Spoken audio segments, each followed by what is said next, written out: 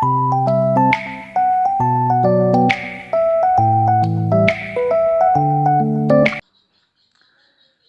berniat ingin segera tidur karena dia juga merasakan lelah, tapi cukup lama dia berbaring di atas ranjang dan belum terlelap juga. Di sisi lain suaminya belum juga keluar dari kamar mandi membuatnya sedikit khawatir.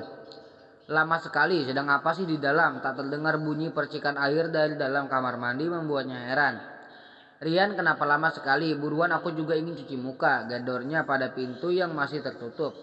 Tapi tak ada sahutan di dalam. Hei, buka, Tania yang tak sabar mencoba membuka pintunya tapi dikunci dari dalam. Hei, jangan pura-pura tuli dan bisu, benar-benar kening. Tak ada suara dari dalam. Tania menjadi sangat khawatir.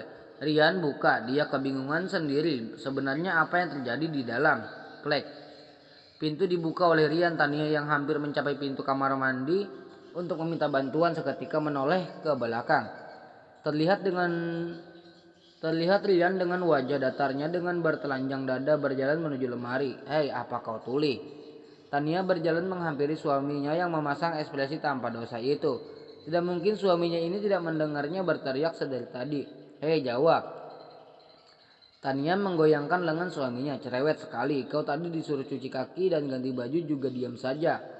Sedangkan sekarang kau berbicara panjang lebar dan tidak direspon malah marah. Dasar wanita. Rian berdesak sebel. Setelah ia berganti pakaian, tidur lalu berjalan menuju ranjang. Ya, maaf.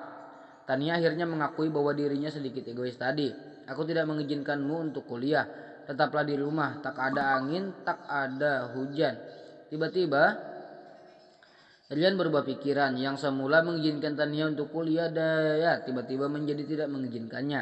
Hah? Kenapa kau berubah pikiran? Tania padahal sudah semangat sekali karena sebentar lagi dia akan merasakan rasanya bangku kuliah. Tapi nyatanya mimpi indah itu tak akan jadi kenyataan. Pokoknya aku bilang tidak boleh ya tidak boleh. Kau sudah menjadi seorang istri, jadi harus menurut dengan suami. Tania memicingkan matanya merasa kesal dengan sikap suaminya.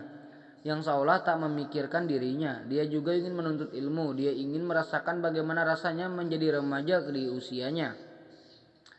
Tapi mungkin ini adalah sebuah takdir untuknya. Dia harus ikhlas menerima. Tidurlah cepat, sudah malam. Rian menarik tangan istrinya untuk segera naik ke atas ranjang. Kedua matanya mengisyaratkan sesuatu. Tapi sebelum tidur aku ingin menghabiskan malam denganmu, ucapnya dengan mata memuja. Tania hanya bisa pasrah saat tangan suaminya mulai berkeliaran di tubuhnya. Lanjut. Malam yang dingin berakhir dengan indah. Mereka terlelap dengan posisi berpelukan di balik selimut yang tebal. Tubuh mereka polos tanpa selai benang pun. Setiap kali melihat tubuh suaminya yang kekar, Tania seakan dibuat mabuk olehnya. Tak bisa menolak Rian dan bahkan dia seolah memasrahkan tubuhnya seutuhnya, dijamah oleh tangannya yang lihai menari di atas tubuhnya.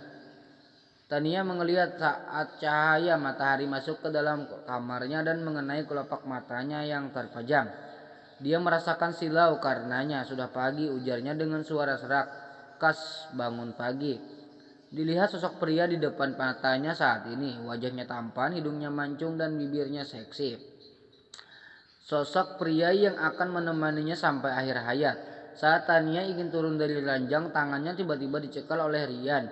Pria itu perlahan membuka matanya. Jangan pergi, lirihnya dengan mata masih setengah terbuka. Kau sudah bangun. Tania kira suaminya ini belum juga bangun. Ayo tidur lagi. Rian menariknya untuk berbaring kembali. Tania yang masih berusaha menutupi dadanya dengan bantal. Aku mau pakai baju dulu. Pakaian tidurnya berserakan di lantai.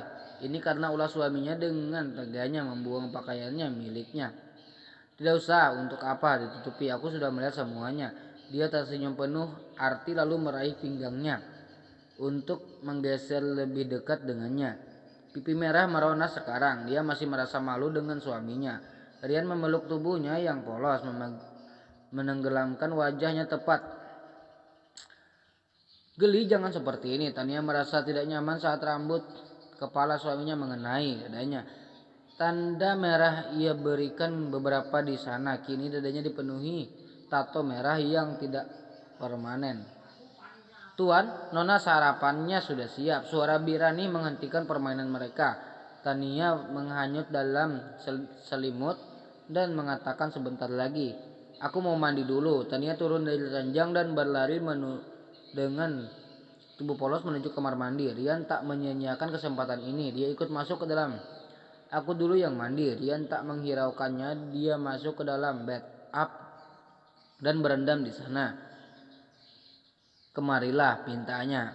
Dia mengajak istrinya untuk berendam bersama. Cepat, suruhnya, tak sabar. Tania berjalan sambil menutupi bagian sensitif. Entah kenapa dia merasa malu saja. Tiba-tiba Rian lanjut